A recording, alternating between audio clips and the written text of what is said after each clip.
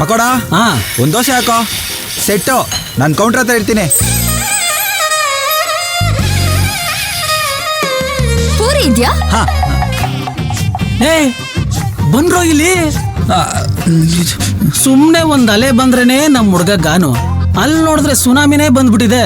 ಕೇಳಿಸ್ತಿಲ್ವಾ? ಇಲ್ಲಿ ಪೂರಿ ಸಿಗುತ್ತಾ ಅಂತ ಕೇಳ್ತಿದೀನಿ. ಇಲ್ಲ. ಮಾತಲ್ಲಿ ಇಲ್ಲ ಅಂತಿದ್ದೀರಾ, ತಲೆ ಹೌದು ಅಂತ ಅಲ್ಲಾಡಿಸ್ತಿದ್ದೀರಾ.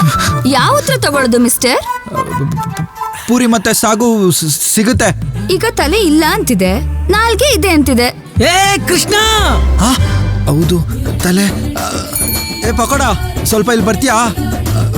ಬರ್ತೀಯ ಅಂತ ಕರೆದು ಇವನೇ ಹೋಗ್ತಿದ್ದಾನೆ. ಯಾರೇ ಇವನು? ನಾಚಿಕೆ ಕೃಷ್ಣ.